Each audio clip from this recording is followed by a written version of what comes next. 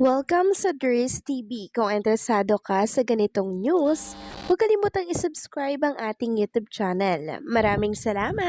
Welcome back again sa ating YouTube channel mga kakimpaw, and sa update natin ito, ang pag-uusapan natin ay tungkol sa mga importanteng kaganapan kina Kim and syempre kay Paolo Avellino. So ang pag-uusapan na tatalakayin natin sa update na to ay may kaugnayan nga po mga kakimpaw sa pag-alis or sa flight nga po ni Kim and Paolo Avellino papunta po ng Australia mga kakimpaw. Marami kasi ang nagtatanong kung sabay daw ba ang flight ni Kim and Paolo or hiwalay daw ba mga kakimpaw, kasi nakaalis na daw po yung mga kasamahan ni Kim and Paolo para po yan sa ASAP Australia, at yan ang pag-uusapan natin maya-maya, kasama na din po ang iba pang ganap kina Kim and syempre kay Paolo Avellino.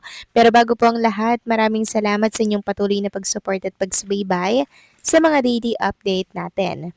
Kaya naman bilang pasasalamat, narito po ang isang napili kong komento patungkol ito sa naging previous update.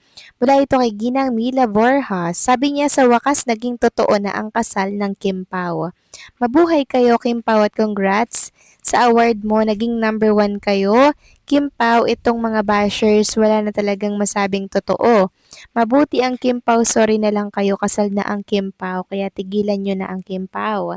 Kaya ma'am, happy kami sa Kim Pao, nandito lang kami sa paligid na kaabang sa movie at sa teleserye. Maraming salamat din po sa inyong komento, Ginang Mila Borja. Yes, tama po kayo dyan.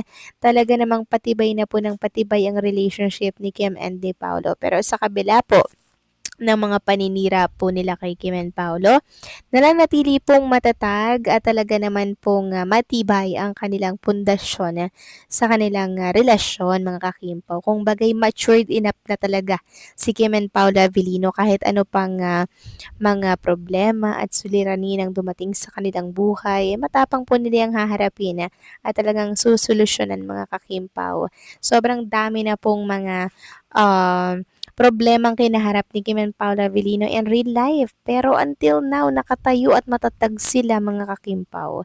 Kaya itong mga bashers, wag nyo na po yung pansinin, kasi kasama talaga sa buhay yan ng isang artista, at alam naman ni Paolo Avellino na ganito talaga yung kalakaran sa buhay po ng showbiz. Kaya relax lang tayo at maging masaya sa mga good vibes happening kay Kim and Paolo, lalo na may mga lumalabas na ngayon na balita na Dion ay nagpakasal na daw sa US, 'di ba? Sana itotoo na nga po 'yon. So maraming salamat po sa inyong komento, Ginang Mila Borja. God bless po sa inyo and babuhay kayo.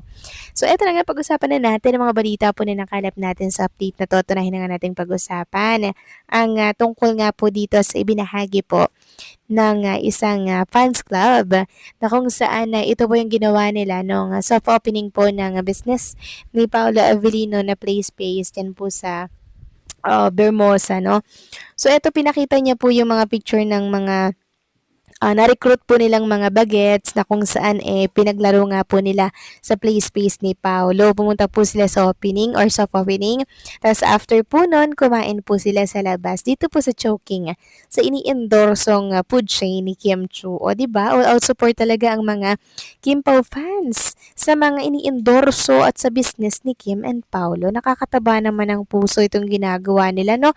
Maraming salamat po sa Kim Pao Green Heart Unity Official, dahil talagang love na love niyo po si Kim and Paolo sa bawat ganap po nila. Talagang sariling pera mula po sa sariling bulsa. Kudos po sa inyo at tawa po maging triple pa ang balik ng mga biyayang inilalabas at binabahagi niyo po sa inyong kapwa.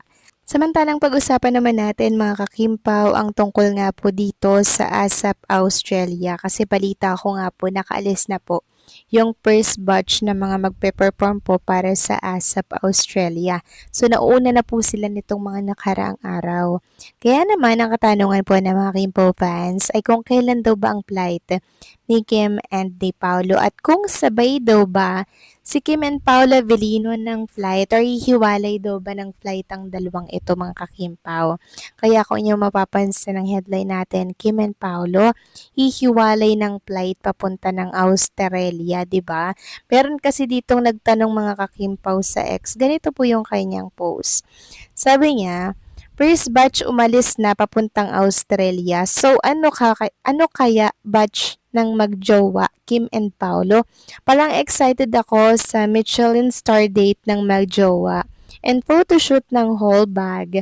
Naku Kimi, paglaruin mo muna si Baby Amalia sa play space ni Paolo bago kayo umalis ng Australia. So, ayun po yung pakiusap ng isang panay dito po sa ex na dalhin daw po si Baby Amalia, yung anak po ni Twinkle na kamukha po ni Chinita Princess. Maging ako, cute din ako sa batang yun mga kakimpaw. Parang ang sarap namang hawakan ng bata na yan. Kamukha ni Kim Cho, no?